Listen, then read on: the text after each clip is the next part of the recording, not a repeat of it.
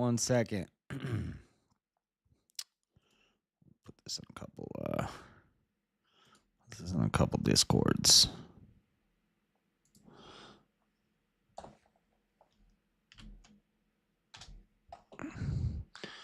This is the world we live in, oh, and these are the hands we're given, oh. Use them and let's start trying to make it a place worth living.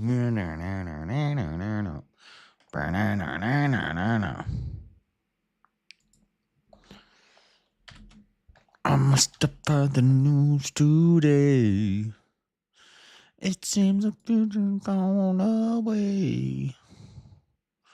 Luck near the moon. All right. Let's put this in James's channel.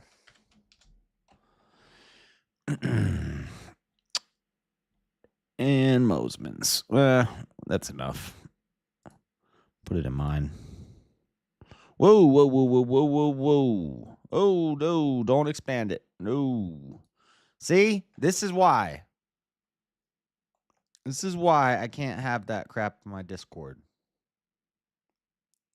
Gosh. Why did it just pop up, but it didn't pop up before? What the? Oh, my goodness. We got some mess in my Discord.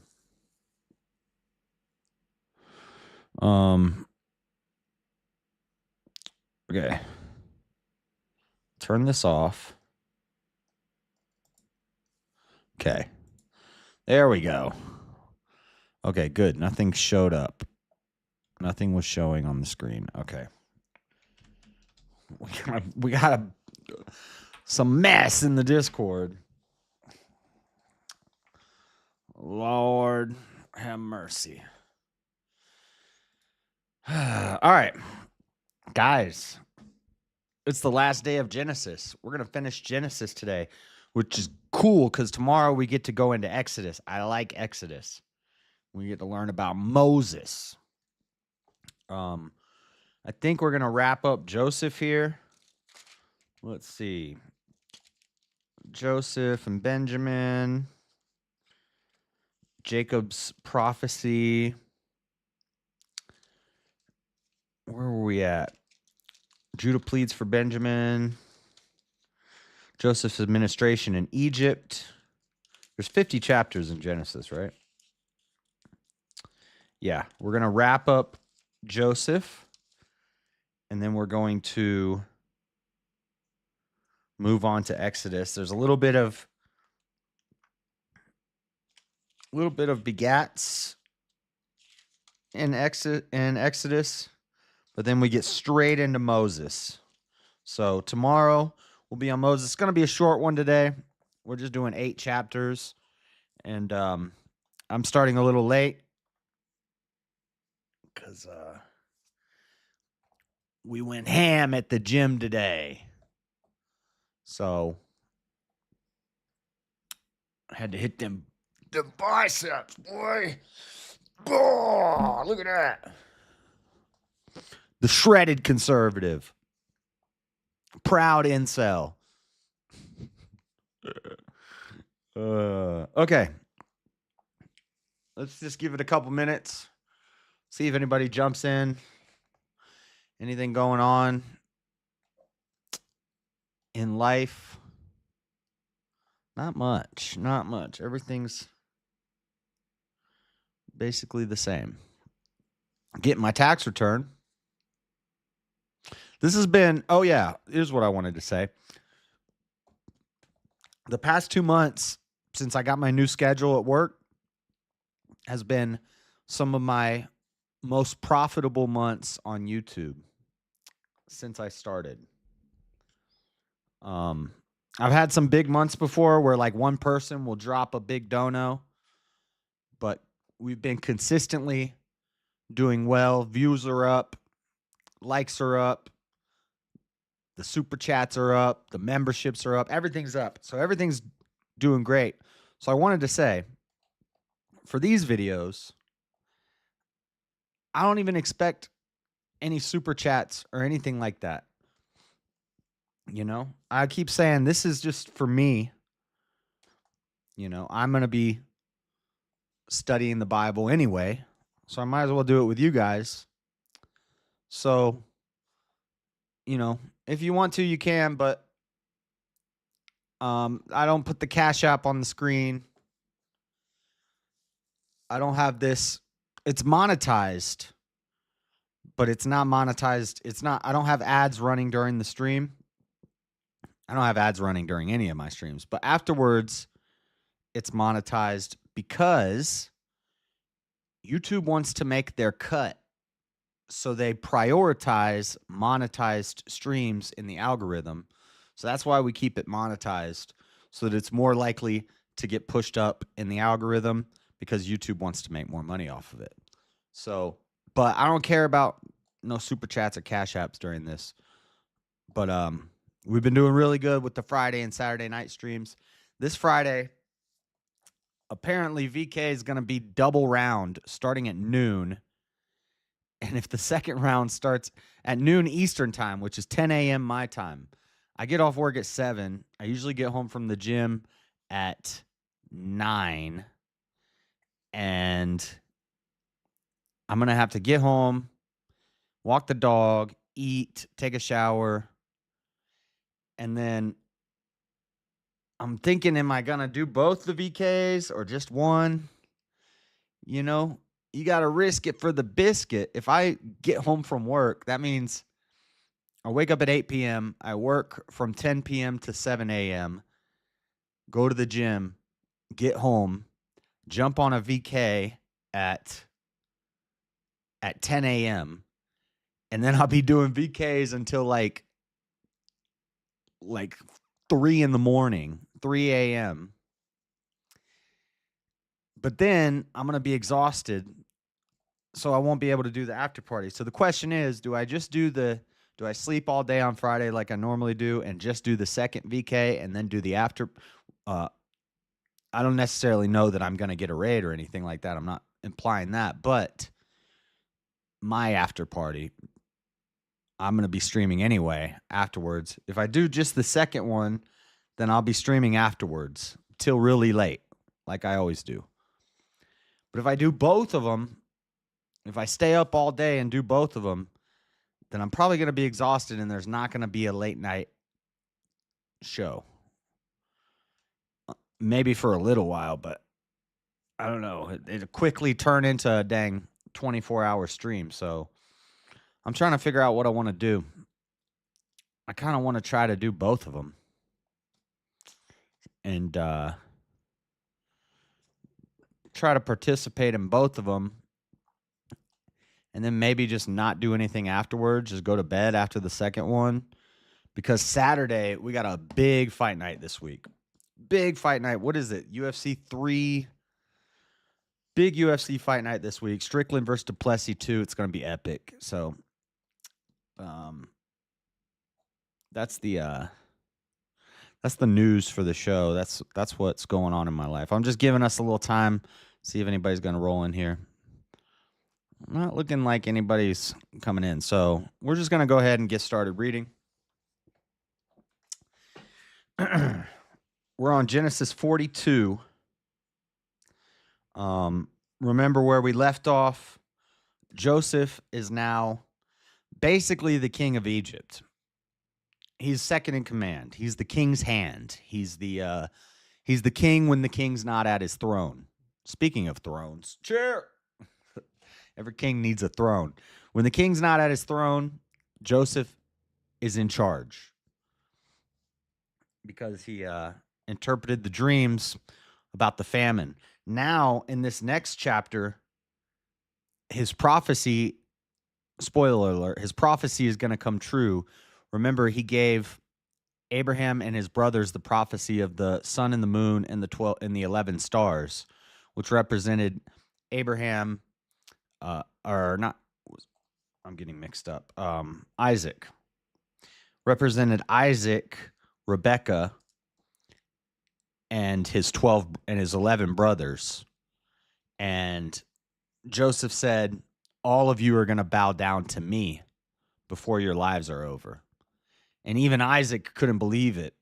He's like, I'm going to bow down to you. You're my son. I'm not going to bow down to you before my life's over. But his prophecy is about to come true. They're mid-famine right now. Remember, there were 7 years of prosperity, and then 7 years of famine was the dream he interpreted for Potiphar, or for the Pharaoh. And since Joseph knew what was going to happen because of his dream, I'm going to be late. Looks like tonight with my live is going to be about 8. What is this? The James Advertise Your Live Stream Schedules channel? You need to learn some YouTube etiquette, James. I'm just kidding. I don't really care. But seriously, some people don't like that. But it is tonight, so I don't care. James is going to be late tonight. James, I noticed that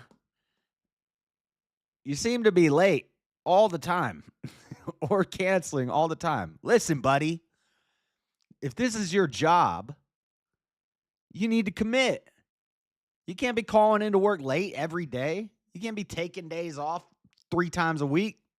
Get on it, buddy. Tighten up. Dang. I've been doing my Monday night show for 3 years, and I've only missed an episode once. I've been late like 4 times in 3 years, like 30 minutes to an hour late. And I've only missed an episode once, and I did it the following day. I don't even remember why I missed it. Oh, because I was on a plane. Because I was coming home from Florida. That's why I missed it. I wasn't even in the state. There's no excuse, James. If you're going to have a schedule, commit to the schedule. This is your job, buddy. All right? You don't get to call out of work. You need to be working 24 hours a day. Showing you some tough love here. The reason I said it is because I knew you would not care. No, I don't care that you said. Now, if you were live at the same time as me and you came in and said, hey, guys, I'm live on my channel, then I would care. But since it's tonight, I don't care. But what I do care about is you keep calling out of work. You need a point system. If you get too many points, you get fired, James. Okay, back to the story. Joseph knew the famine was coming, so he told Pharaoh to stock up during the 7 years of prosperity. Nobody else knew the famine was coming, so they didn't stock up. But Egypt stocked up on supplies and food. So when the famine came, everybody from all around comes to Egypt to get food, and Joseph is handing out the food that they've stocked up. Joseph's a great guy. I really like Joseph. He's based. Things happen that are out of my control. Family and church things happened. Ain't no excuses. Ain't no excuses. What is this? You don't get to make excuses? That's all I read is excuses. Okay. So now the fulfillment, the prophecy that he made through his dream to Isaac is about to come true in chapter 42. Let's get into it. Chapter 42. Now, when Jacob saw that there was corn in Egypt, Jacob said unto his sons, wait, have I been saying Isaac this whole time? Isaac and Rebekah? Oh man, I'm getting them mixed up. There's the lineages keep going. It's Jacob. Yes. Oh my goodness. I totally mixed up. I said Isaac this whole time. Jacob. Joseph is Jacob's son. And Joseph told Jacob that he would bow down to him before his life was over. So replace all the Isaacs I said with Jacob's. Out of the state is not an excuse then for you. You're right. You're right. The difference is that's happened once in 3 years, James. Once in 3 years. You're right. All right. Now, when Jacob saw that there was corn in Egypt, Jacob said unto his sons, why do ye look one upon another? And he said, behold, I have heard that there is corn in Egypt. Get you down thither and buy for us from thence, that we may live and not die. And Joseph's 10 brothers went down to buy corn in Egypt. But Benjamin, Joseph's brother, Jacob sent not with his brethren, for he said, lest peradventure mischief befall him. And the sons of Israel came to buy corn among those that came, for the famine was in the land of Canaan. And Joseph was the governor over the land. And he it was that sold to all the people of the land. And Joseph's brethren came and bowed down themselves before him with their faces to the earth. There's the dream being fulfilled. They're bowing down to their brother. And Joseph saw his brethren, and he knew them, but made himself strange unto them, and spake roughly unto them. And he spake unto them, whence come ye? And they said, from the land of Canaan to buy food. And Joseph knew his brethren, but they knew him not. They knew not him. And Joseph remembered the dreams which he dreamed of them, and said unto them, ye are spies, to see the nakedness of the land ye are come. And they said unto him, nay, my lord, but to buy food are thy servants come. We are the one man's son. We are true men. Thy servants are not spies, are no spies. And he said unto them, nay, but to see the nakedness of the land ye are come.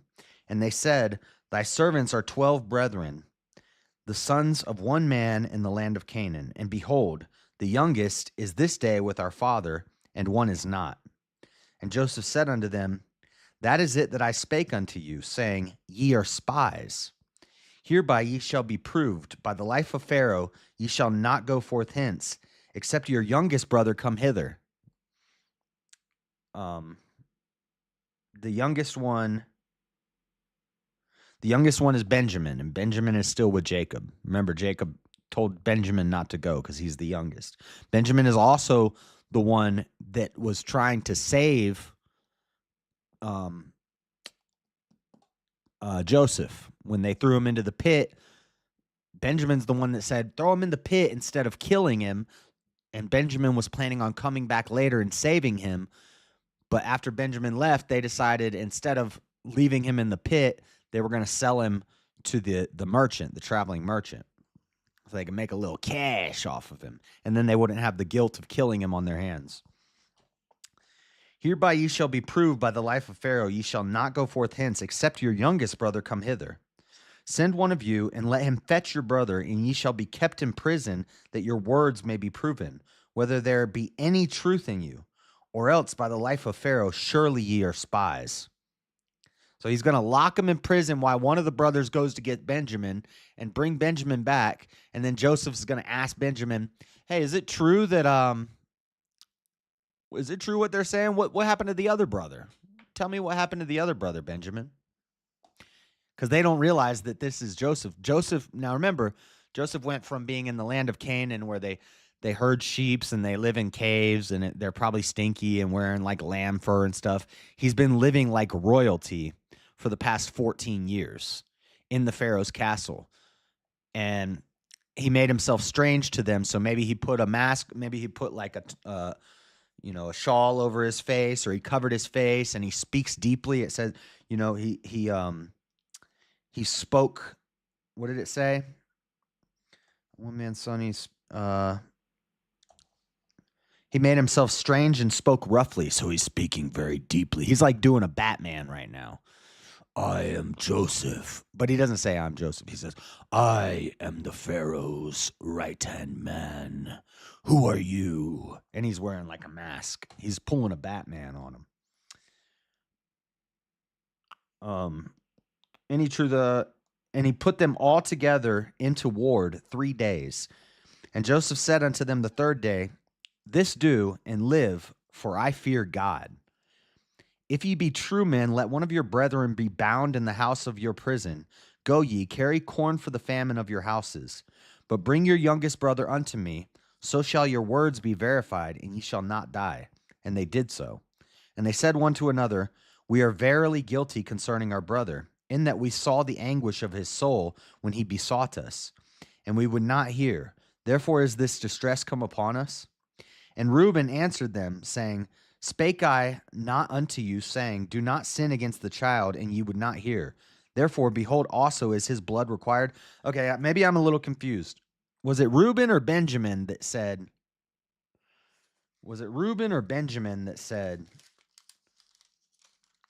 Joseph, the youngest brother, Joseph was not the last born. Pretty sure Benjamin's the youngest brother. And they knew not, do not sin against the child, and ye would not hear. Therefore, behold, also his blood is required. And they knew not that Joseph understood them, for he spake unto them by an interpreter. And he turned himself about from them and wept. Okay, so he's also speaking in a different language. He's speaking Egyptian to them. And there's an interpreter there. Another reason they don't recognize that it's Joseph. And he turned himself about from them and wept, and returned to them again, and communed with them, and took from them Simeon, and bound him before their eyes. Then Joseph commanded to fill their sacks with corn, and to restore every man's money into his sack, and to give them provisions for the way, and thus did he unto them. And they laded their asses with the corn, and departed thence. And as one of them opened his sack to give his ass provender in the inn, he espied his money, for behold, it was in his sack's mouth.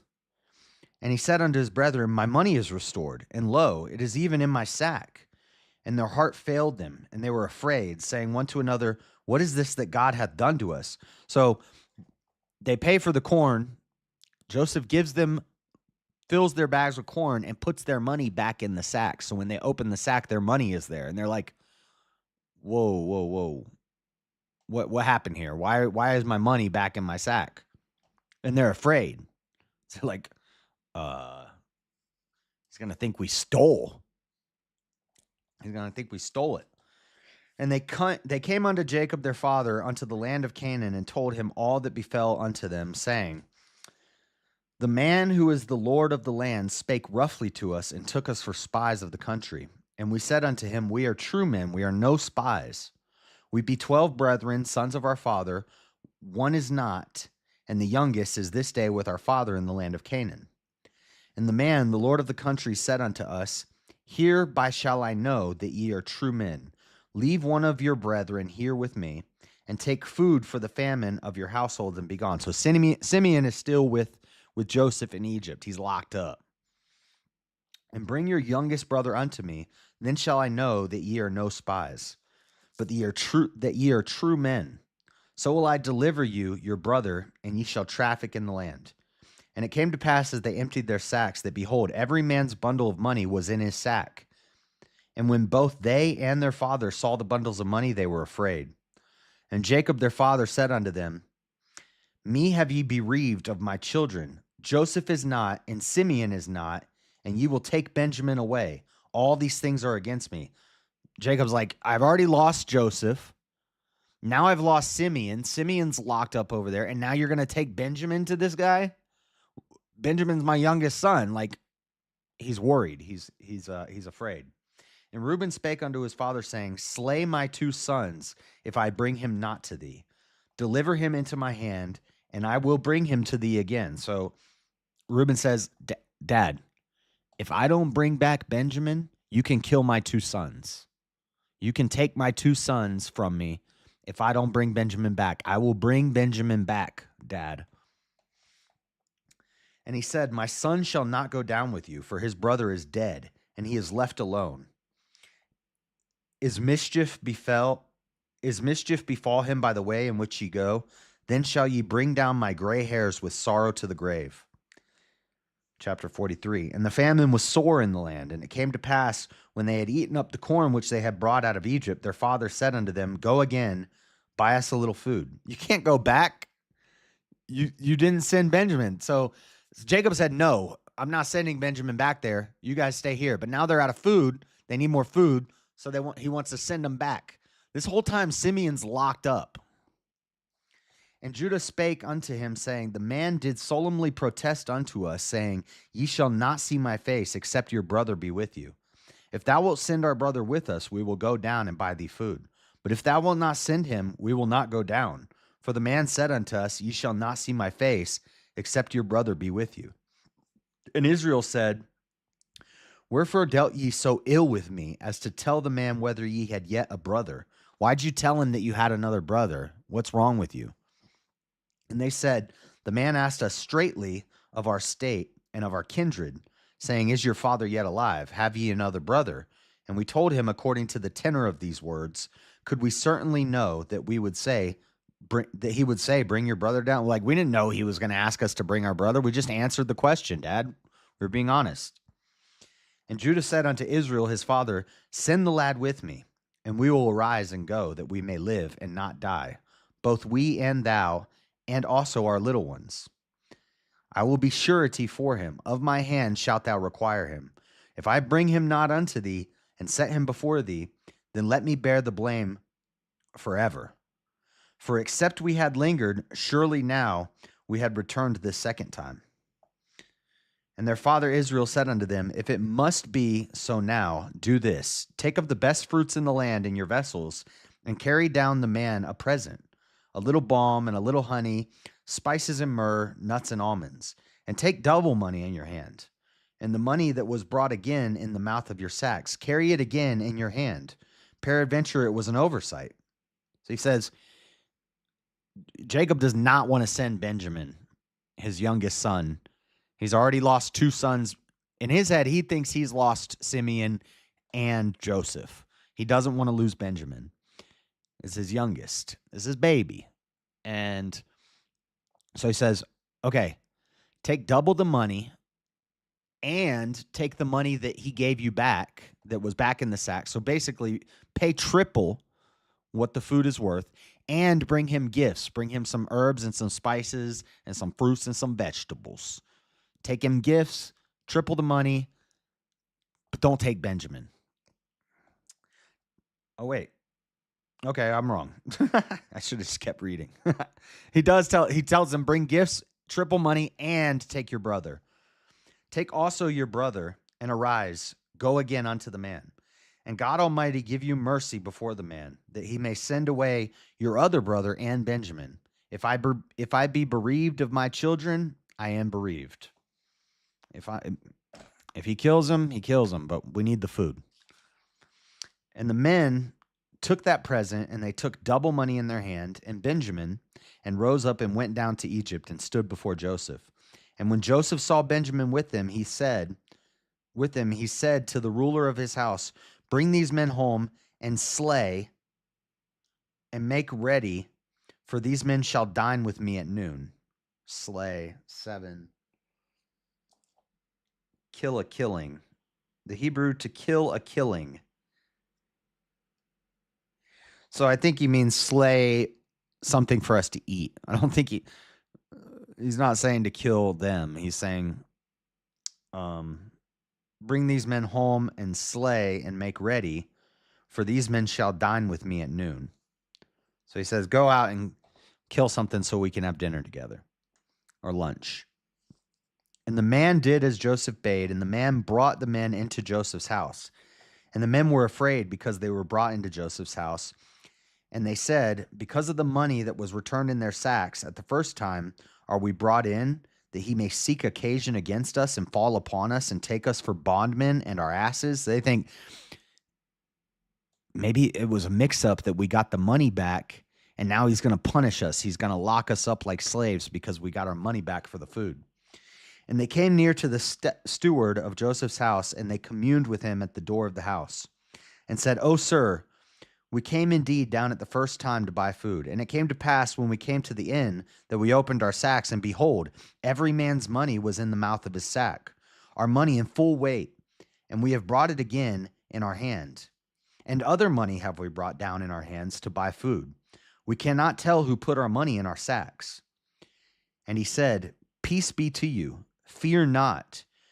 Your God and the God of your father hath given you treasure in your sacks. I had your money. And he brought Simeon out unto them. And the man brought the men into Joseph's house and gave them water, and they washed their feet, and he gave their asses provender. And they made ready the present against Joseph came at noon, for they heard that they should eat bread there. And when Joseph came home, they brought him the present which was in their hand into the house, and bowed themselves to him to the earth. And he asked them of their welfare, and said, Is your father well? The old man of whom ye spake, is he yet alive? Hold on, I need a sip of the drink.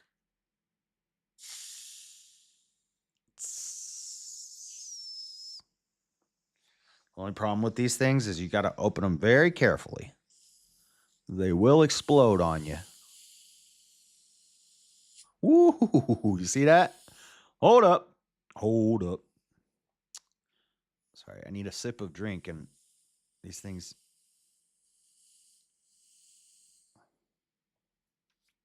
These things are very finicky. You open it too fast, you're going to get a blast. Oh, see it? It's going.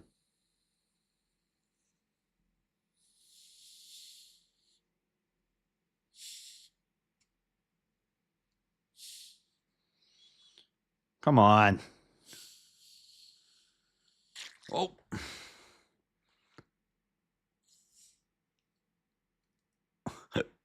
Holy cow, it's still going. Hold on.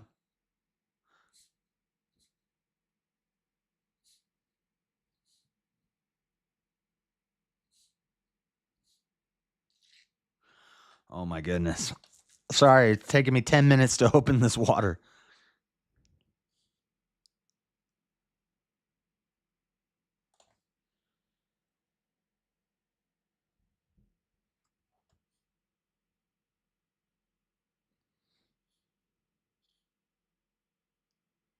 I think it's ready.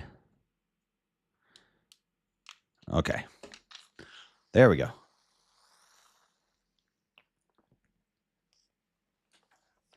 All right. Now I'm ready. Yo, Josh. What up, Chris? Where was I?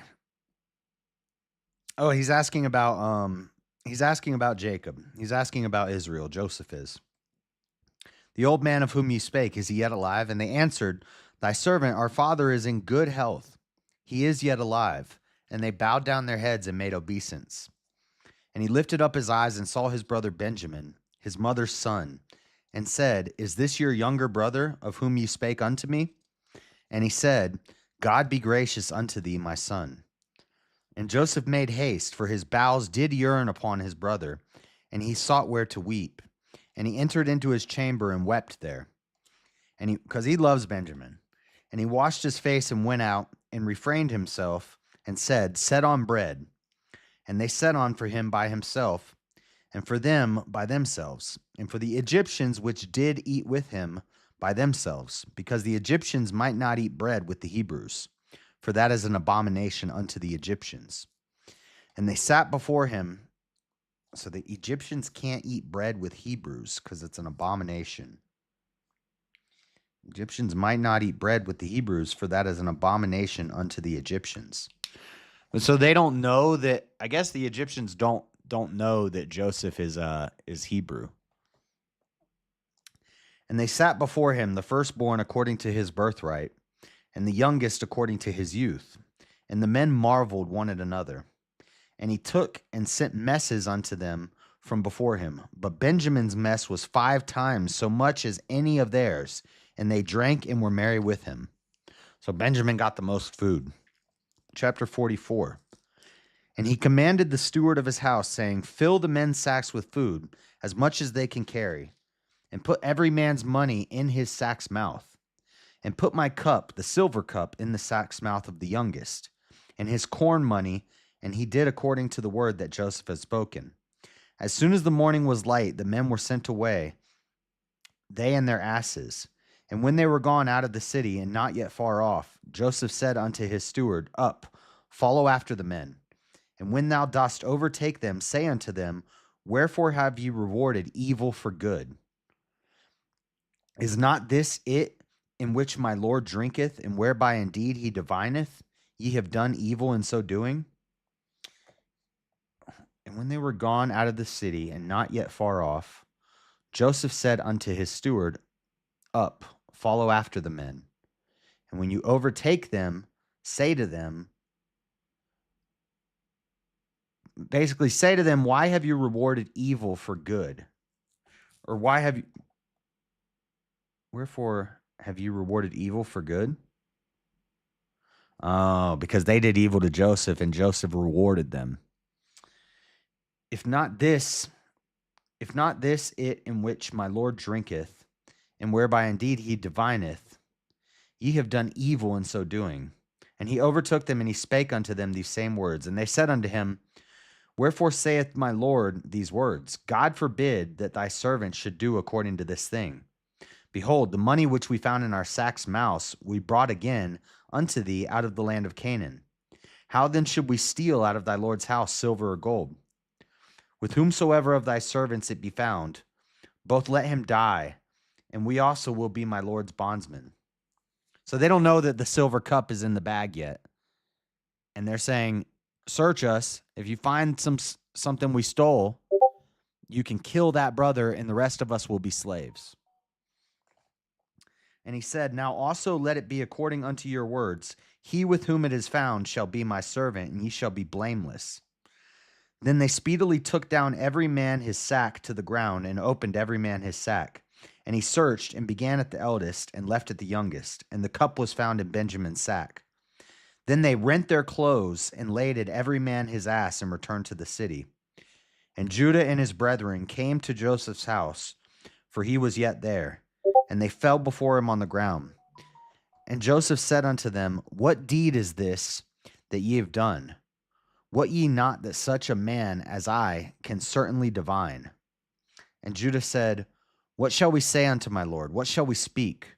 Or how shall we clear ourselves? God hath found out the iniquity of thy servants. Behold, we are my Lord's servants, both we and he also with whom the cup is found. And he said, God forbid that I should do so, but the man in whose hand the cup is found, he shall be my servant. And as for you, get up in peace unto your father. Then Judah came near unto him and said, O my Lord, let thy servant, I pray thee, speak a word in my Lord's ears, and let not thine anger burn against thy servant, for thou art even as Pharaoh. My Lord asked his servant, saying, have ye a father or a brother? And we said unto my Lord, we have a father, an old man, and a child of his old age, a little one, and his brother is dead, and he alone is left of his mother, and his father loveth him. And thou said, so they're saying, basically Judah is saying, hey, can I talk to you, Joseph? It's like, my dad's old. Benjamin's his youngest son, the only son of his mother, because his brother died. Now, Joseph knows that Judah is lying because Joseph is Benjamin's brother. Joseph is the mother, Leah's, not Leah. Leah was the other chick. Rebecca's only other son, her first son. She had two sons, and then he had a bunch of sons with Leah and all of his handsmaids. But Joseph and Benjamin are the only two who came from Rebecca. And so Joseph knows you didn't kill the other brother. You sold him into slavery. So he knows they're lying. And thou saidst unto the servants, bring him down unto me that I may set mine eyes on him. And he alone is left of his mother, and his father loves him. And thou saidst unto thy servants, bring him down unto me that I may set my eyes upon him. And we said unto thy Lord, the lad cannot leave his father, for if he should leave his father would die. And thou saidst unto the servants, except your youngest brother come down with you, ye shall see my face no more. And it came to pass when we came up unto thy servant my father, we told him the words of my Lord. And our father said, go again and buy us a little food. And we said, we cannot go down if our youngest brother be with us. Then will we go down, for we may not see the man's face except our youngest brother be with us. And thy servant my father said unto us, ye know that my wife bare me two sons. And the one went out from me, and I said, surely he is torn in pieces, and I saw him not since. And if ye take this also from me, and mischief befall him, ye shall bring down my gray hairs with sorrow to the grave. Basically, if I lose Benjamin, I'm going to die. I've already lost one son. And Benjamin and Joseph are his favorite sons because Rachel, or is it Rachel or Rebecca? I'm getting mixed up. Rachel. Rachel is the wife he really loved. He had a bunch of kids with the servant ladies, and he had kids with Leah. Leah was pumping them out left and right, but he really loved Rachel. And I'm getting Rachel. Maybe I'm getting Rachel and Rebecca mixed up. But you know what I'm saying. You know what I'm saying. Who was Jacob's wife? Rachel or Rebecca? Rachel. Rachel. Okay. What's up, Mike Ball? Yo. Oh, I already read that. Okay, so basically Judah is running through the whole story of what happened when they went home to Jacob, to Joseph, who he doesn't know is Joseph. He's saying, "Look, man, you said that we couldn't get food again unless we brought our little brother out. My dad really didn't want to let him go because he's the only brother left from the wife that he really loves, Rachel. And we already lost our other brother. He got chewed up into pieces, which they know is a lie. And so he's telling the whole story to Joseph. Let's see how Joseph reacts. And he says, my dad's going to die if he loses his youngest son. Now, therefore, when I come to thy servant my father, and the lad be not with us, seeing that his life is bound up in the lad's life, it shall come to pass when he seeth that the lad is not with us, that he will die.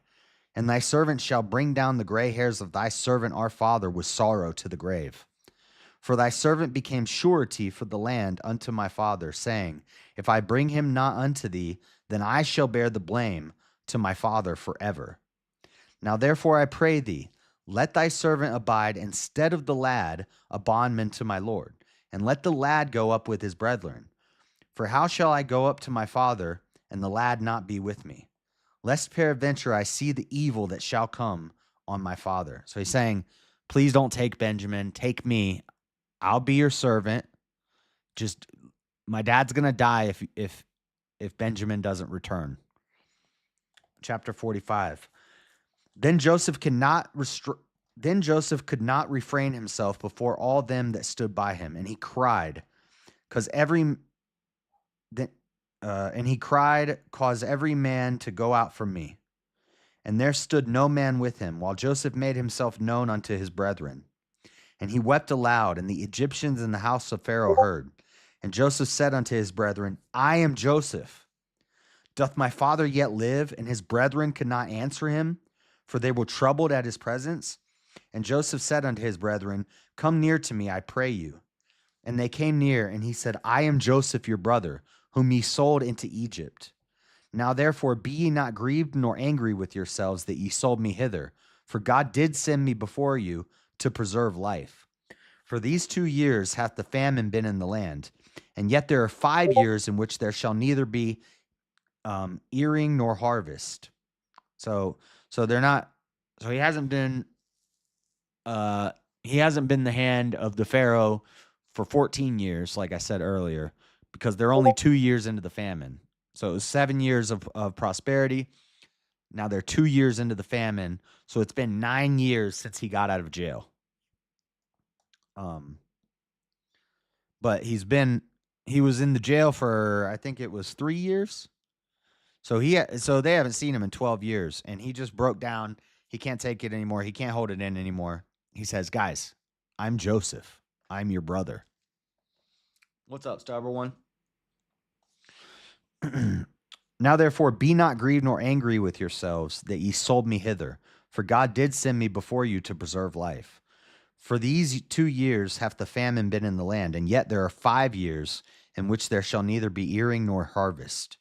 And God sent me before you to preserve you a prosperity in the earth, and to save your lives by a great deliverance. So now it was not you that sent me hither, but God.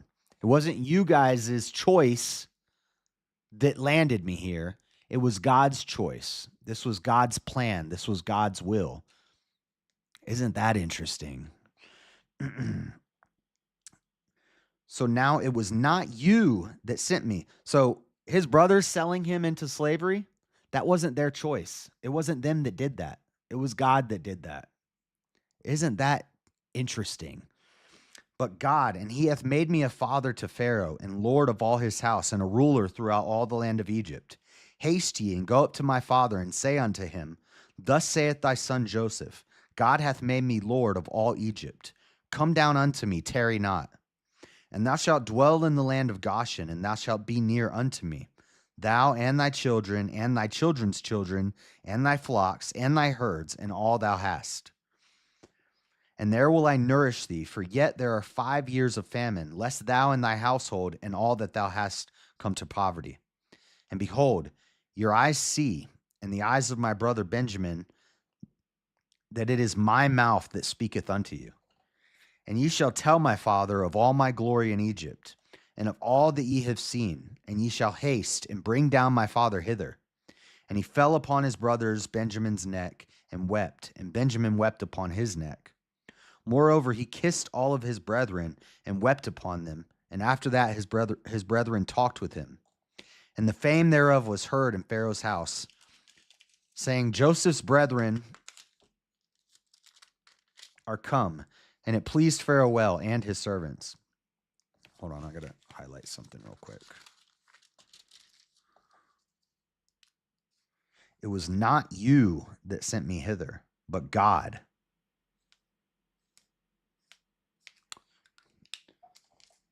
Oh, the Bible study going up. And it pleased Pharaoh. And Pharaoh said unto Joseph, Say unto thy brethren, This do ye, lade your beasts, and go, get you unto the land of Canaan, and take your father and your households, and come unto me, and I will give you the good of the land of Egypt, and ye shall eat the fat of the land. Now thou art commanded, this do ye, take your wagons out of the land of Egypt for your little ones and for your wives, and bring your father and come. Also regard not your stuff, for the good of all the land of Egypt is yours. And the children of Israel did so, and Joseph gave them wagons according to the commandments of Pharaoh, and gave them provisions for the way. And all of them he gave each man changes of raiment. But to Benjamin he gave 300 pieces of silver and 5 changes of raiment. Raiment is clothing. And to his father he sent after his manner 10 asses laden with the good things of Egypt, and 10 she-asses laden with corn and bread and meat for his father by the way. So he sent his brethren away, and they departed. And he said unto them, See that ye fall not out by the way. And they went up out of Egypt, and came into the land of Canaan unto Jacob their father, and told him, saying, Joseph is yet alive, and he is governor over all the land of Egypt. And Jacob's heart fainted, for he believed them not. He doesn't believe it. He doesn't believe it. Joseph told you this was going to happen 20 years ago. He told you what was going to happen before it happened, almost like it was predetermined to happen. That's crazy, isn't it? Huh. And they told him all the words of Joseph, which he had said unto them. And when he saw the wagons which Joseph had sent to carry him, the spirit of Jacob their father revived. And Israel said, It is enough. Joseph my son is yet alive. I will go to see him before I die. Chapter 46. And Israel took his journey with all that he had, and came to Beersheba, and offered sacrifices unto the God of his father Isaac. And God spake unto Israel in the visions of the night, and said, Jacob, Jacob. And he said, Here I am, here am I. Not here I am. It wouldn't be a ego ami, it would be a am I. And he said, Here am I. And he said, I am God. There's an ego ami. There's the I am statement. Ego ami. Hit the like button, scallywags. You have no choice. It's been predetermined that you hit the like button. So Jacob says, Here am I. And then God says, I am God. I am God. Ego ami, Yahweh. I am the Lord. The God of thy father, fear not to go down into Egypt, for I will there make of thee a great nation. I will go down with thee into Egypt, and I will also surely bring thee up again. And Joseph shall put his hand upon thine eyes. And Jacob rose up from Beersheba, And the sons of Israel carried Jacob their father and their little ones and their wives in the wagons which Pharaoh had sent to carry him. And they took their cattle and their goods which they had gotten in the land of Canaan and came into Egypt, Jacob and all his seed with him. His sons and his sons' sons with him, his daughters and his sons' daughters, and all his seed brought he with him into Egypt. And these are the names of the children of Israel which came into Egypt: Jacob and his sons, Reuben, Jacob's firstborn, and the sons of Reuben, Hanak, Phalul, Hezron, and Carmi, and the sons of Simeon, Jemuel and Jamin, and Ohad, and Jachin, and Zohar, and Shaul, the son of Canaanitish, Canaanitish, the son of a Canaanitish woman, a woman from Canaan. That's easier to say. And the sons of Levi, Gershon, Kohath, and Merari. And the sons of Judah, and Onan, and Shelah, and Pharez, and Zerah. But and Onan died in the land of Canaan. And the sons of and the sons of Pharez were Hezron and Hamul. And the sons of Issachar, Tola, and Puvah, and Job, and Shimron. Now I wonder, is this the same Job? Because I've heard that Job... Let me look at something real quick. I'm not sure if this is the same Job that is in the book of Job, because I've heard that Job is written by Isaiah, allegedly. We don't really know who wrote Job. It's assumed that it was written by Isaiah much later, but it actually takes place earlier. So I want to see if this is the same Job. QRS TVW. Where's J at? Where's the J at? I can't remember the dang alphabet. Where's the J? A, B, C, D, E, F, G, H, I, J. K, L, J. Judah. P, Q, J, O, Y. Joseph. Joab. John. Job. And we're looking for Job from Genesis 46. Genesis 46:13. Job. Genesis 46:13. 3102. Yeah, I think this is a different Job, because the Job from the book of Job, the strong reference number is 347, but Job from Genesis 46:13 is 3102. 3102. I'm going to look at both of these real quick. Ahoy, mate. How's me person are you today? What does that mean? 3162. There's 3163. I got to go one page back. Yakad. Is this right? Oh, 3102. Whoops.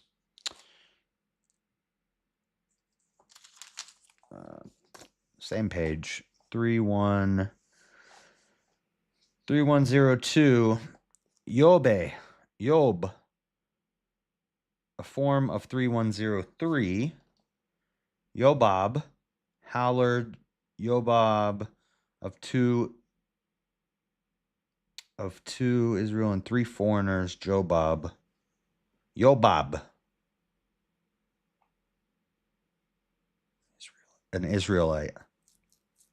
Okay, so this is not the same Job as the book of Job. The book of Job, strong reference number is 347. Let me see the difference in the Hebrew names. 347, 343, or 84. One second. Hold on, we got to look it up. I could Google, but this makes me better retain the information. 347.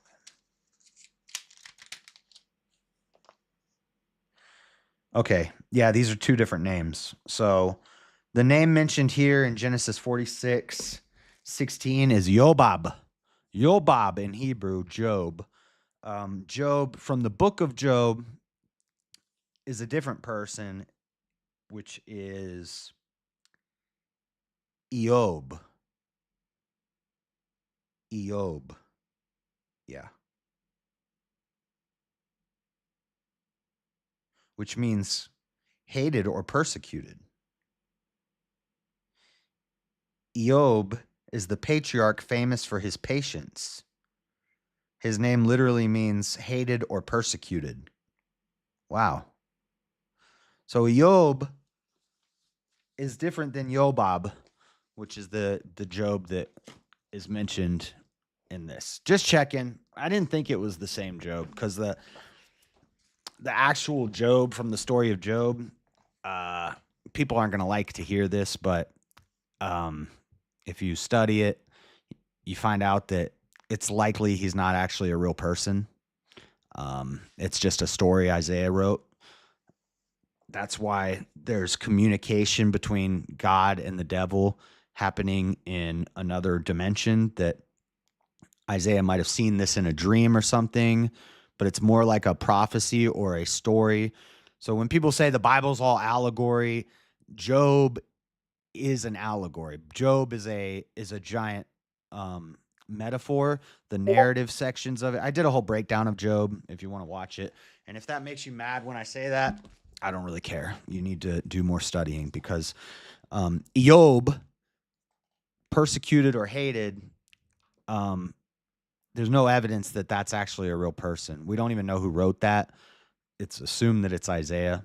But this is Job, and this is a begats, a record keeping part of the Bible. We're keeping records here.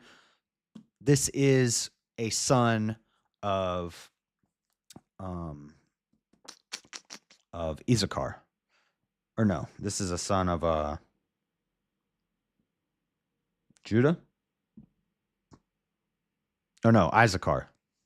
Yeah. Issachar. Tola, Fuva, and Yobab, spelled Job, and Shimron. And the sons of Zebulun, Sered, and Elon, and Jahleel, these be the sons of Leah, which she bare unto Jacob in Padam Aram, with his daughter Dinah. All the souls of his sons and his daughters were 33. And the sons of Gad, Ziphion, and Haggai, and Shuni, and Esbon, Eri, and Arodai, and Azriel. Or no, not Azriel. I think Azriel is like a demon. Not Azriel. Aralai. And the sons of Asher, Jimnah, and Ishua, and Isui, and Beriah, and Sarah, their sister, and the sons of Beriah, Heber, and Malkiel. Yeah. These are the sons of Zilpah, whom Laban gave to Leah. Laban is a real jerk, his daughter, and these she bare unto Jacob, even 16 souls. The sons of Rachel, Jacob's wife, Joseph and Benjamin. And unto Joseph in the land of Egypt were born Manasseh and Ephraim, which Asenath, the daughter of Potipharah, priest of On, bare unto him. And the sons of Benjamin were Bela and Becher, and Asbel and Gerah, and Naaman, Ehi and Rosh, Mupim, Hupim, and Ard. These are the sons of Rachel, which were born to Jacob. All the souls were 14. And the sons of Dan, Hushim, and the sons of Naphtali, Jahaziel. And Guni, and Jezer and Shalem. These are the sons of Bilhah, which Laban gave unto Rachel his daughter, and she bare these unto Jacob. All the souls were 7. And all the souls that came with Jacob into Egypt, which came out of his loins, besides Jacob's sons' wives, all the souls were 66. So 66. Not a good number. See, this is why numerology is whack, because sometimes 66 is a symbolic number that like represents evil or bad things and like revelation and stuff. But then sometimes 66 doesn't mean anything. Joseph had 66 kids. That doesn't mean he's like Satan or something. Isaiah has 66 books. This is why and actually numerology is like a dark art. You're not supposed to play with it. It's Satan. It's a tool of Satan. It's just like astrology, sorcery, witchcraft, um, potion making. All this stuff is the dark arts. Lucid dreaming. Nowadays we got lucid dreaming and gematria. All of this stuff is dark arts. Don't play with the dark arts. And the souls that came with Jacob into Egypt, which came out of his loins, were 66. And the sons of Joseph, which were born him in Egypt, were 2 souls. All the souls of the house of Jacob, which came into Egypt, were 70.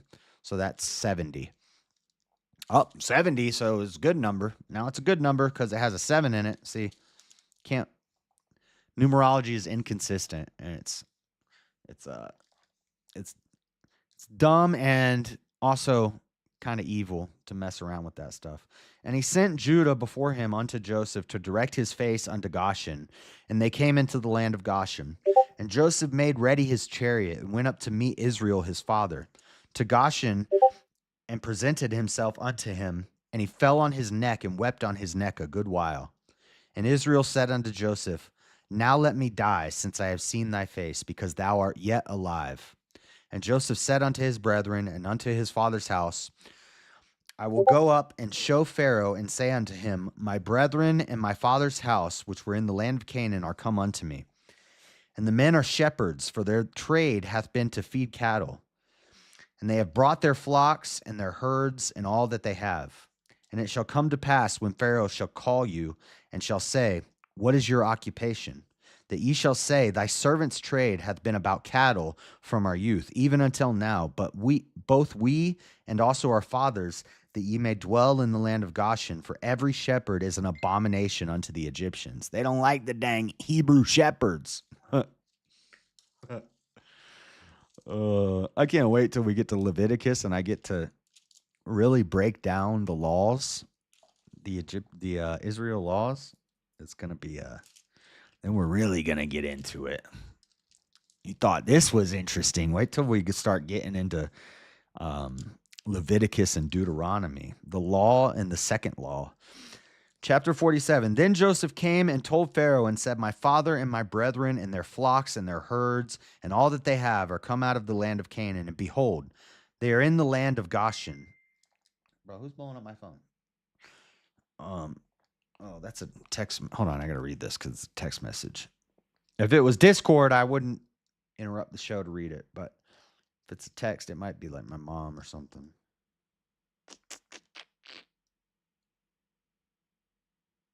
Oh, it's not a text message. It's a...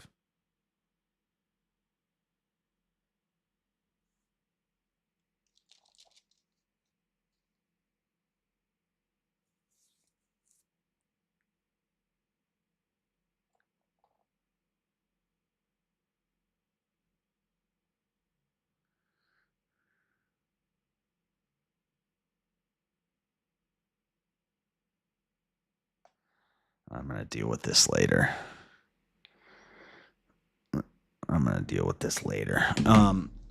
What's up, Matthew? I saw, what did I see? Oh, shout out to the members. Matthew is, you're a silver member, Matthew. I'm supposed to shout out my silver members. Matthew and I think Bibby are the only silver members. So shout out, Matthew. Been a member for a long time. An actual self-reoccurring member, silver level. Shout out.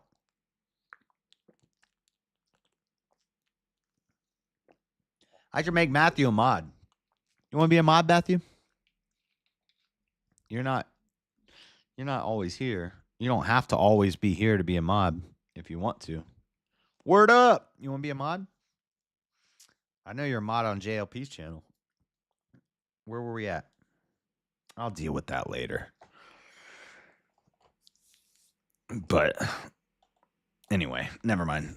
I digress. I'm getting distracted with some mess. That ye shall say, the so little is crowded from youth, even until now, both we and also our fathers, that you may dwell in the land of Goshen, for every shepherd is an abomination unto the Egyptians. Nah, I'm good. All right, cool. You're like me. If somebody asks me, you want to be a mod on my channel? I'm like, I don't care. I'm not gonna do anything. I'm not gonna wield that sword with any authority. I'm not gonna like time people out or kick any. None of my mods do.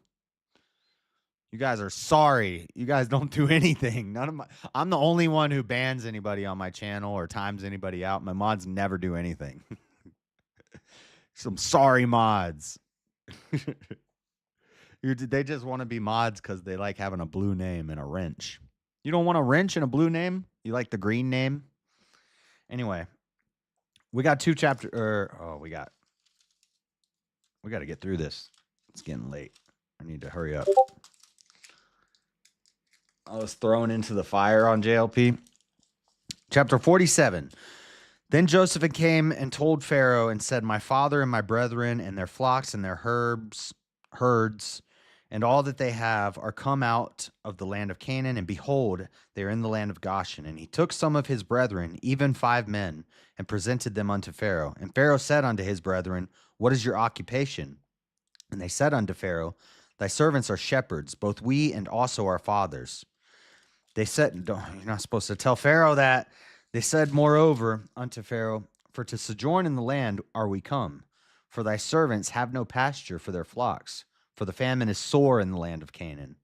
Now therefore we pray thee, let thy servants dwell in the land of Goshen. And Pharaoh spake unto Joseph, saying, thy father and thy brethren are come unto thee. The land of Egypt is before thee. In the best of the land make thy father and brethren to dwell. In the land of Goshen let them dwell. And if thou knowest any man of activity among them, then make them rulers over my cattle.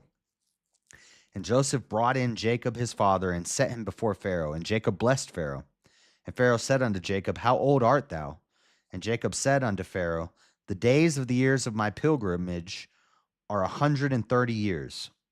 Few and evil have the days of the years of my life been, and have not attained unto the days of the years of the life of my fathers in the days of their pilgrimage. That's a run-on sentence. And Jacob blessed Pharaoh and went out from before Pharaoh. And Joseph placed his father and his brethren and gave them a possession in the land of Egypt, in the best of the land, in the land of Ramses, as Pharaoh had commanded. And Joseph nourished his father and his brethren and all his father's household with bread according to their families. And there was no bread in all the land, for the famine was very sore, so that the land of Egypt and all the land of Canaan fainted by reason of the famine. And Joseph gathered up all the money that was found in the land of Egypt and in the land of Canaan for the corn which they bought. And Joseph brought the money into the Pharaoh's house. Dean might be a gray alien. Yeah, Dean might be a gray alien. Gray is one of my favorite colors. Yeah, you are a gray alien. I'll deal with that later. Now I'm getting distracted. Okay.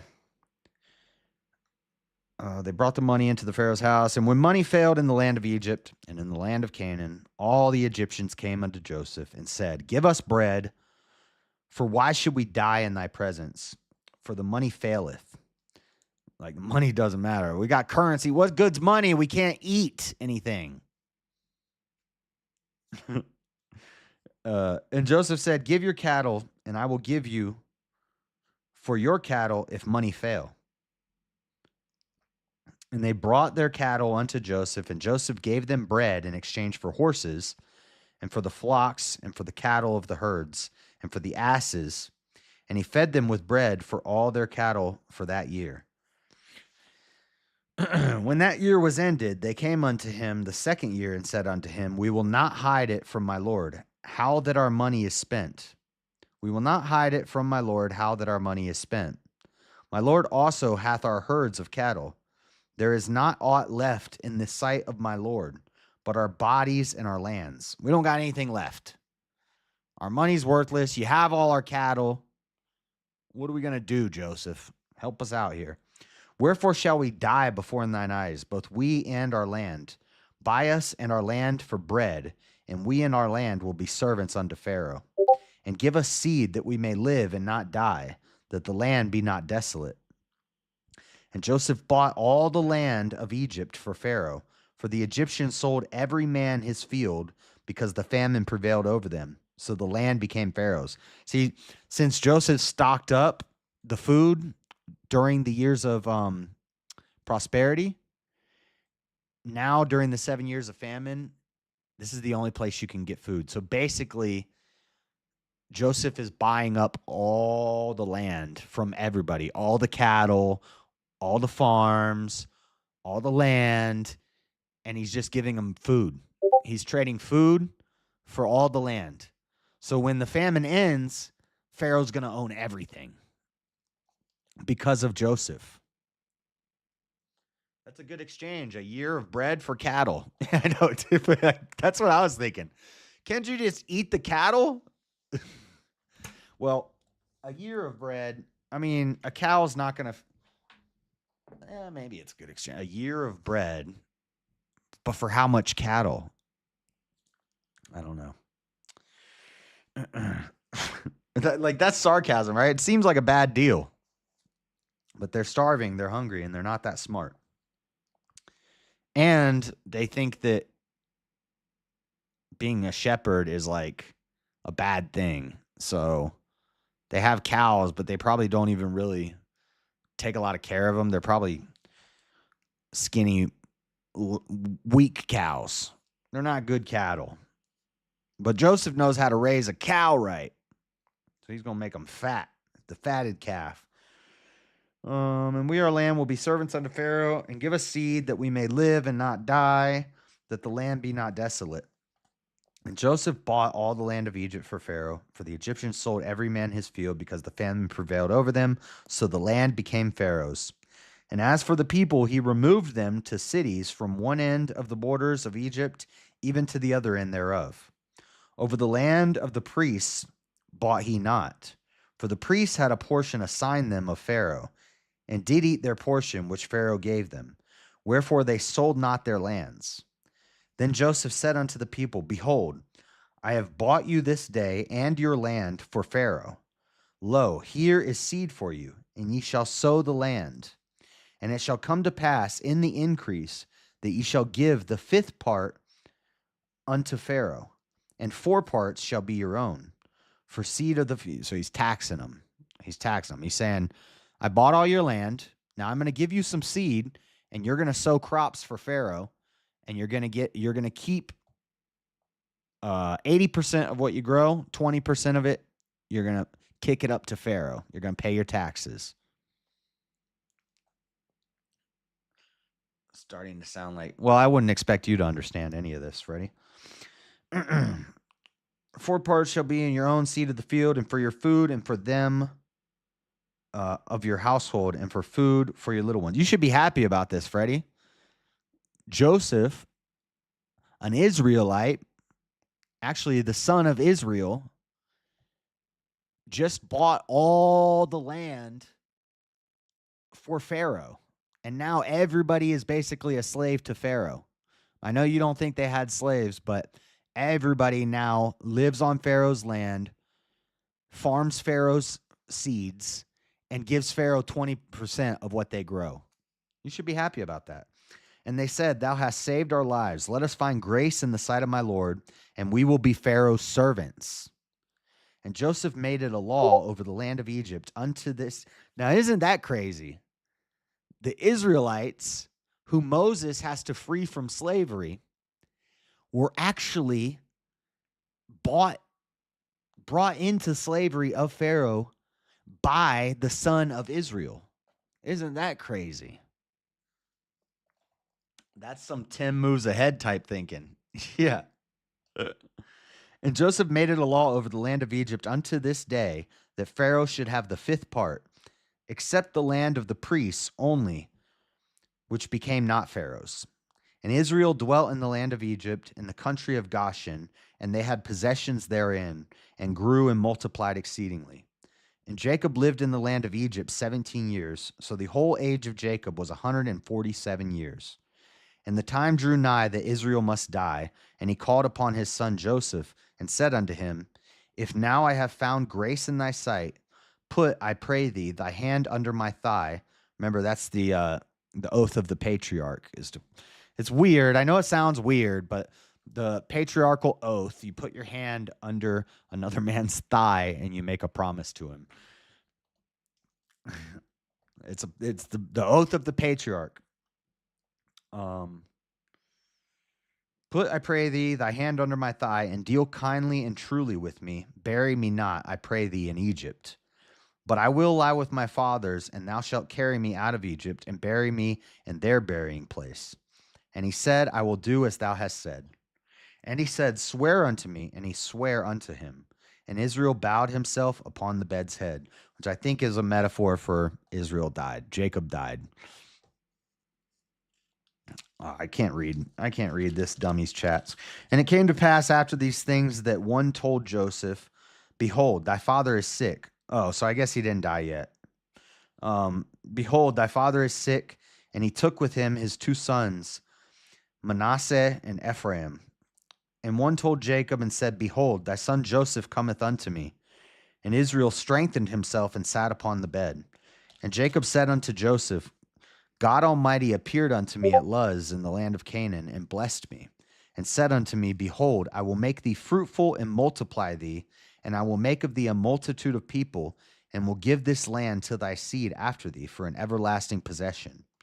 And now thy two sons, Ephraim and Manasseh, which were born unto thee in the land of Egypt, before I came unto thee into Egypt, are mine. As Reuben and Simeon, they shall be mine. And thy issue, which thou begettest after them, shall be thine, and shall be called after the name of their brethren in their inheritance. And as for me, when I came from Padan, Rachel died by me in the land of Canaan, in the way, when yet there was but a little way to come unto Ephrath. And I buried her there in the way of Ephrath, the same as Bethlehem. And Israel beheld Joseph's sons, and said, Who are these? Said, Bring them, I pray thee, unto me, and I will bless them. Now the eyes of Israel were dim with age, so that he could not see. And he brought them near unto him, and he kissed them and embraced them. And Israel said unto Joseph, I had not thought to see thy face, and lo, God hath showed me also thy seed. So Israel said, I didn't even expect to see you ever again, Joseph. I thought you were dead. And now not only am I going to get to die with you here with me, but also my grandkids. Well, he's probably got tons of grandkids by now, but Joseph's kids specifically. So he basically saved them from famine and then guaranteed their future generations.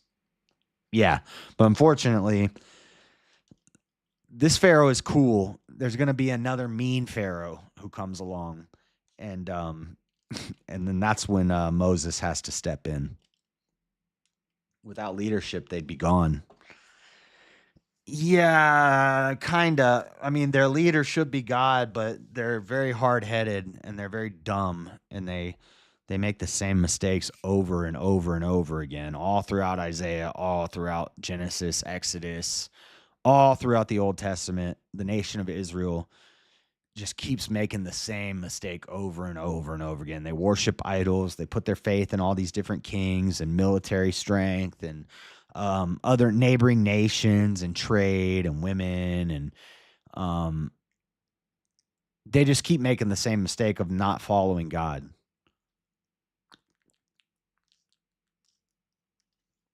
He should be their king. He should be their ruler, their leader.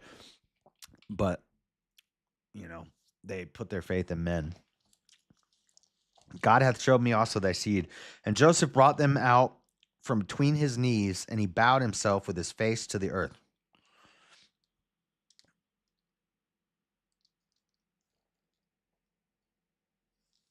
Hold on. Okay. On the knees, symbolic of adoption. Sorry, I've been listening to this demonic guy, this I don't even want to say his name in this stream, but I've been listening to this demonic guy. And now when I see stuff like that, I'm like, hold on, whoa. What's that mean? Joseph took them both, Ephraim in his right hand. And Israel said unto Joseph, I had not thought to see thy face, and lo, God hath shown me also thy seed. And Joseph brought them out from between his knees, and he bowed himself with his face to the earth. And Joseph took them both, Ephraim in his right hand toward Israel's left hand, and Manasseh in his left hand toward Israel's right hand, and brought them near unto him. And Israel stretched out his right hand and laid it upon Ephraim's head, who was the younger, and his left hand upon Manasseh's head, guiding his hands wittingly, for Manasseh was the firstborn. And he blessed Joseph and said, that's so stupid, Freddie. And he blessed Joseph and said, God, before whom my fathers Abraham and Isaac did walk, the God which fed me all my life long unto this day, the angel which redeemed me from all evil, bless the lads, and let my name be named on them, and the name of my fathers Abraham and Isaac, and let them grow into a multitude in the midst of the earth. And when Joseph saw that his father laid his right hand, this chapter, okay, we're almost done. And when Joseph saw that his father laid his right hand upon the head of Ephraim, it displeased him. And he held up his father's hand to remove it from Ephraim's head unto Manasseh's head. And Joseph said unto his father, Not so, my father, for this is the firstborn. Put thy right hand upon his head. And his father refused and said, I know it, my son, I know it. He also shall become a people, and he also shall be great. But truly, his younger brother shall be greater than he, and his seed shall become a multitude of nations. Interesting. So remember, Jacob was the second born. Esau was the firstborn. Jacob and Rebekah were tricksters. Jacob, the heel catcher, Israel, the heel catcher, the deceiver, cunning. They tricked Abraham or Isaac into giving the birthright to Jacob instead of Esau. Now, Jacob is blessing his grandkids, and Joseph says, whoa. That's not my firstborn. That's my secondborn. Bless my firstborn. And Jacob says, I'm going to bless both of them because the same thing happened to me. I saw that immediately. I blocked him months ago on beta. Does he look like a pale Swede with white hair? Oh, no. What are you talking? No, the guy that I'm talking about is this dude. No, I'm not sure what you're talking about, Matthew. Okay, watch this.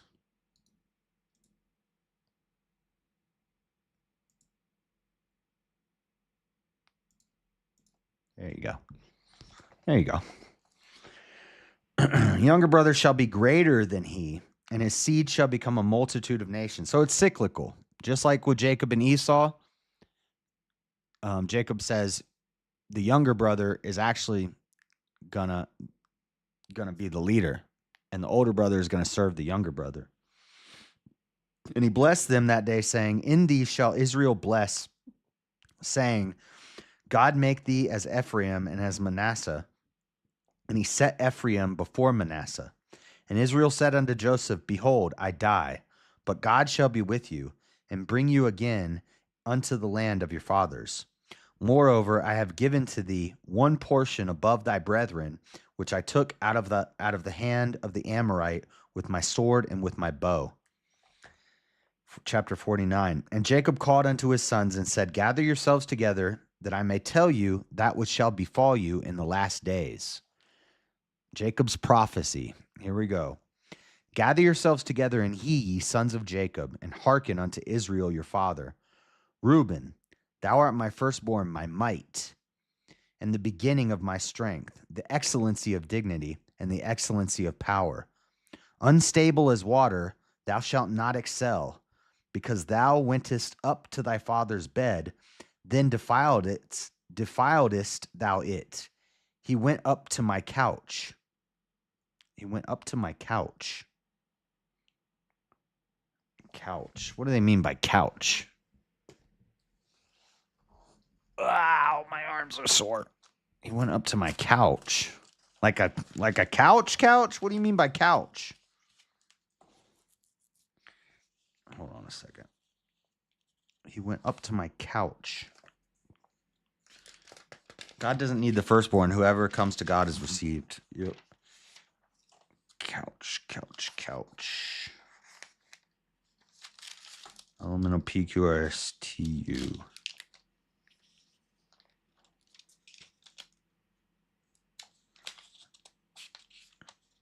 Countryman. Country. Council. Countenance. Country. Council. Council. Couldst. Couch. Genesis 49:4. 3326. 3326. 3326. 3326. 3326.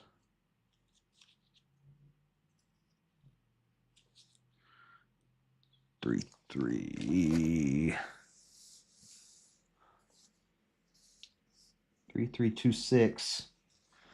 Yahshua. Past participle of spread, bed, an extension, wing to lead, chamber, couch, bed. Okay, it's just another word for bed. It is like the couch that we would think of as a couch. It's just like something to sit on. He went up to his couch. Okay, what verse was that? Okay, so Reuben is unstable as water. Because thou wentest up to thy father's bed, thou defiledest thou it. He went up to my couch. Uno más.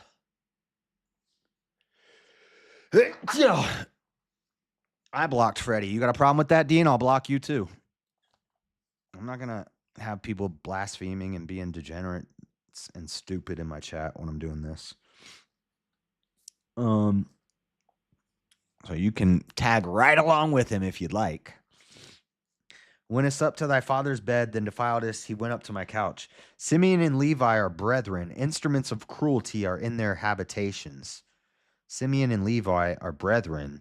Instruments of cruelty are in their habitations. Simeon and Levi are the ones who wiped out all the people who raped Dinah. They told them to circumcise all the men, and then they killed all the men in the city. Simeon and Levi are kind of base, but apparently their instruments of cruelty are in their habitations. O my soul, come not thou into their secret, unto their assembly mine honor, be not thou united. For in their anger they slew a man, and in their self-will they digged down a wall. They slew more than one man. Cursed be their anger, for it was fierce, and their wrath, for it was cruel. I will divide them in Jacob and scatter them in Israel. Dang, they're getting punished? I thought what they did was base, but they're getting punished for it. Hold on. Just an example of how, see, even in the Old Testament, there's an example of turn the other cheek or you get punished. You know, it seemed like what Simeon and Levi did was justified. They defiled their virgin sister. So they went in and they killed a bunch of men in the city after they tricked them and told them to circumcise themselves while they were sore. After they circumcised all the men, Simeon and Levi took up swords and they went in there and they slaughtered them. And now they're getting punished for that. They're getting generational curse put on them for doing that because they were angry. They weren't justified in what they did. Even though, to me, I was like, dang, let's go. Like, if somebody did that to my sister, I would want to do the same thing to them. But that's not the right thing to do. Even in the Old Testament, you're still supposed to turn the other cheek. F your couch. That's crazy.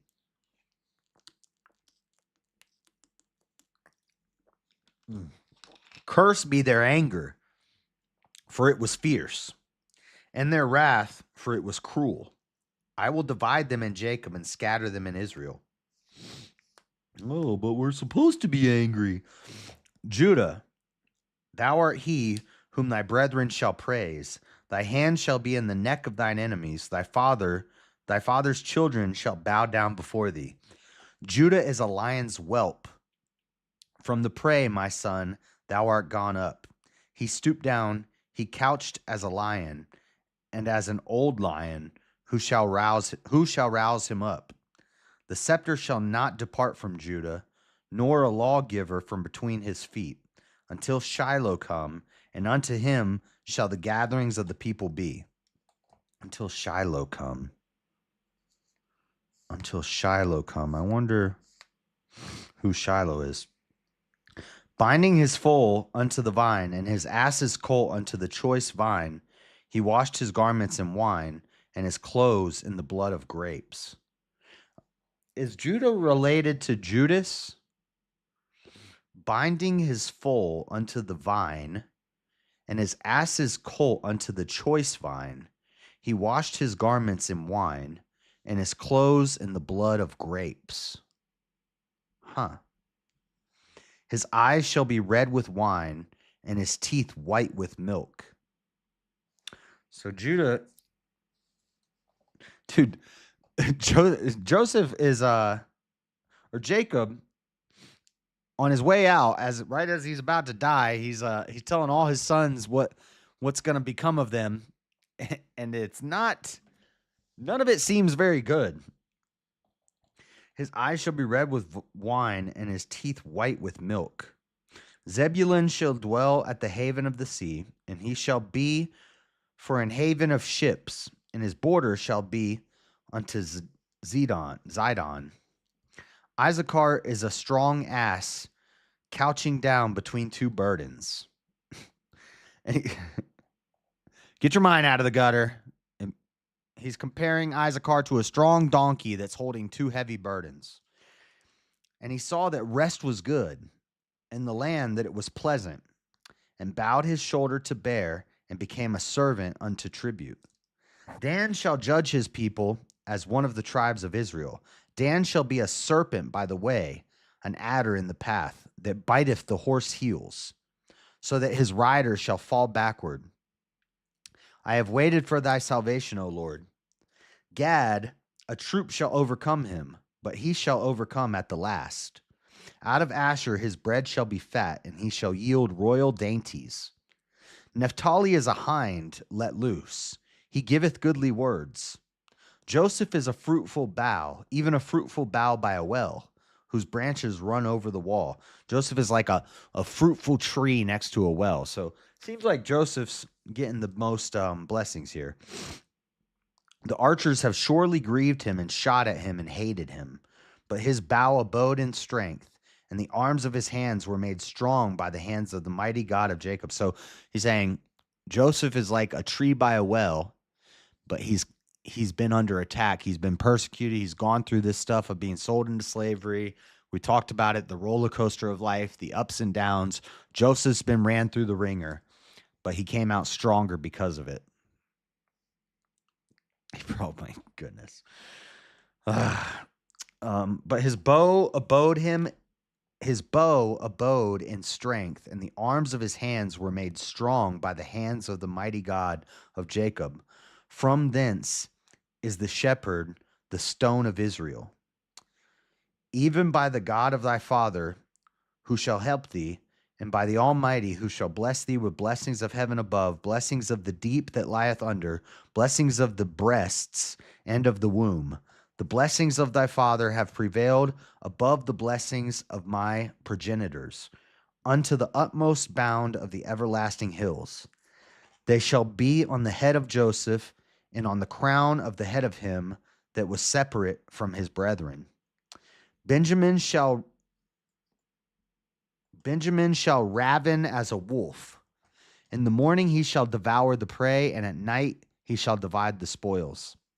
All these are the 12 tribes of Israel, and this is it that their father spake unto them, and blessed them, every one according to his blessing. He blessed them. And he charged them and said unto them, I am to be gathered unto my people. Bury me with my fathers in the cave that is in the field of Ephron the Hittite, in the cave that is in the field of Machpelah, which is before Mamre, in the land of Canaan, which Abraham bought with the field of Ephron the Hittite for a possession of a burying place. So the cemetery of Abraham and Rebekah, Sarah, where all of them were buried.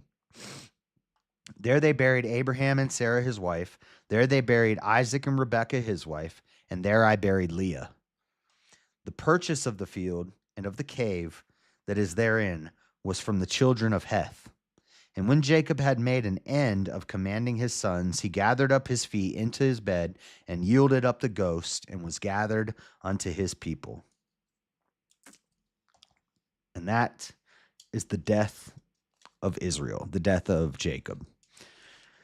Chapter 50, last chapter of Genesis. Let's wrap this up. I got to go, guys. And Joseph fell upon his father's face and wept upon him and kissed him. And Joseph commanded his servants, the physicians, to embalm his father. And the physicians embalmed Israel. And 40 days were fulfilled for him, and so are fulfilled the days of those which are embalmed. And the Egyptians mourned for him 60 days, 70 days. And when the days of his mourning were past, Joseph spake unto the house of Pharaoh, saying, If now I have found grace in your eyes, speak, I pray you, in the ears of Pharaoh, saying, My father made me swear, saying, Lo, I die in my grave, which I have digged for me in the land of Canaan, there shalt thou bury me. Now therefore let me go up, I pray thee, and bury my father, and I will come again. And Pharaoh said, Go up and bury thy father, according as he made thee swear. And Joseph went up to bury his father, and with him went up all the servants of Pharaoh, the elders of his house, and all the elders of the land of Egypt.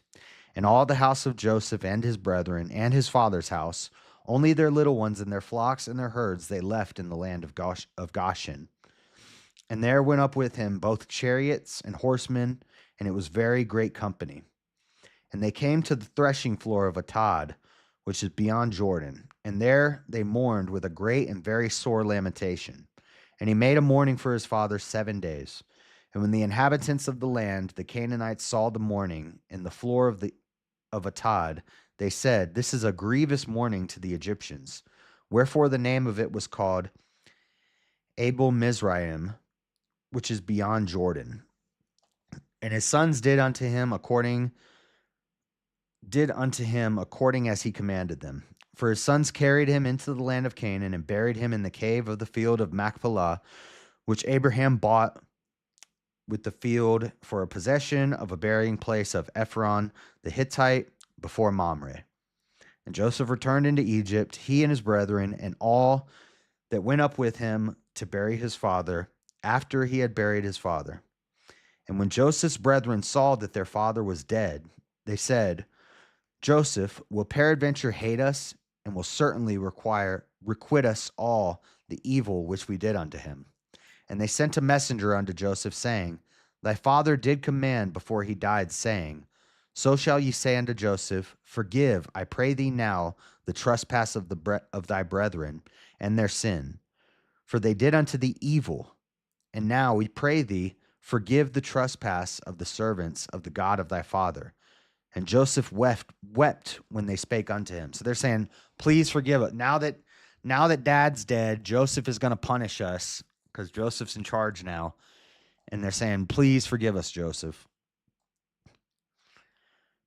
Trespass of the servants of the God of thy father. And Joseph wept when they spake unto him. And his brethren also went and fell down before his face. And they said, Behold, we be thy servants. And Joseph said unto them, Fear not. For am I in the place of God? For am I in the place of God? But as for you, ye thought evil against me, but God meant it unto good, to bring to pass, as it is this day, to save much people alive. So you thought you were doing evil to me, but God was using that for good, to save many people. Because if that hadn't have happened, well, that's not even worth thinking about, because there's no other way it could have happened. Now therefore fear ye not, and I will nourish you and your little ones. And he comforted them and spake kindly unto them.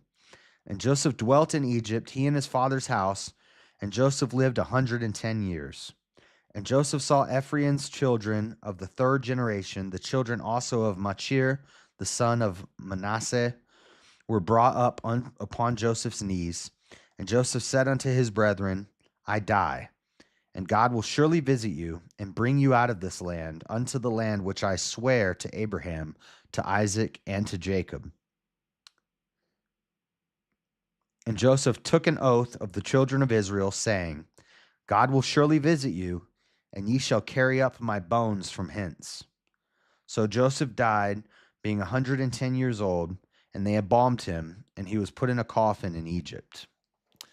So Joseph is the first one not to be buried in the Hittite graveyard that Abraham purchased. And that's it for Genesis.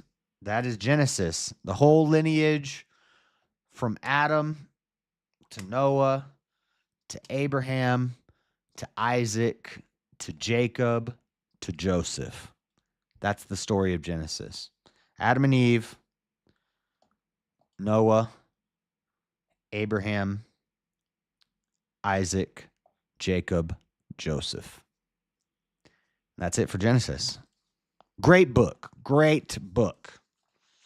Great book. Now, tomorrow, I got a new thumbnail. You guys, everybody say thank you to John Mosman. If you see him in chat, say thank you for the thumbnails, John, because he's got me a thumbnail made for Exodus already. Tomorrow, we start Exodus. Just chapter 1, we have a little bit of begats. We're going to go from Joseph's lineage to when we get to Moses. And then right in chapter 2, we start off with Moses. And we get right into it. We get right into the burning bush, Moses fleeing Egypt, killing the slave. He flees from Egypt. We get the burning bush. We get God's covenant. We get Moses returning to Egypt. Tomorrow we'll probably read like 10 chapters, which means, we might stop at chapter. We might stop at chapter 7, because chapter 8 is when the 10 plagues start. I don't know if I think I want to do the plagues all in their own day. So we might just read 7 chapters tomorrow of Exodus. Just the beginning of the Moses story. Because in chapter 8 is when the plagues start. And the plagues go from chapter 8 all the way to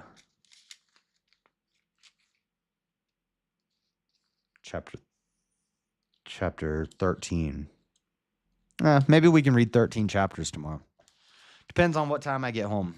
But W. Mosman, peace out, Josh and chat. Yeah, peace out, Chris. Let me find somebody to send you guys over to for a raid. I got to get out of here. I got to go to bed. I got to get to bed. Bed.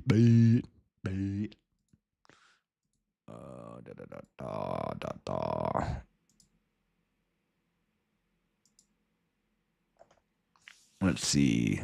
Destiny's live. I'm not going to send you there. I'll send you over to Joel Friday TV. I don't know what they're talking about. True crime? A soul kidnapping? The heck? Send you to Joel Friday TV. Say what up to Joel. And I will see you guys tomorrow. We will begin Exodus tomorrow. So God bless, guys. Have a good day. Hit the like button on your way out. I'll talk to you later. Peace.